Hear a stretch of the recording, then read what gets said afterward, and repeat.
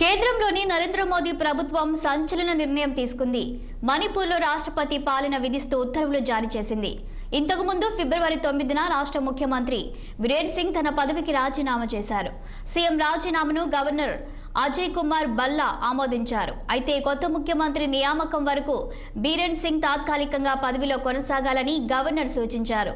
అయితే రాష్ట్రంలోని పరిస్థితులపై కేంద్రానికి సమగ్ర నివేదిక పంపిన గవర్నర్ అక్కడ రాష్ట్రపతి పాలన విధించాలని సిఫార్సు చేశారు. ఈ మేరకు కేంద్ర హోంశాఖలో అత్యున్నత స్థాయిలో సమీక్ష జరిపిన అనంతరం రాష్ట్రపతి పాలన విధిస్తూ నోటిఫికేషన్ జారీ చేసింది. మణిపూర్ రాష్ట్రంలో దాదాపు 2 సంవత్సరాలుగా హింసాత్మక ఘటనలు జరుగుతున్నాయి. మణిపూర్లో రాష్ట్రపతి పాలనపై రాహుల్ గాంధీ స్పందించారు. శాంతి నెలకొల్పేందుకు చేపట్టిన ప్రయత్నాలను స్వాగతిస్తున్నామన్నారు.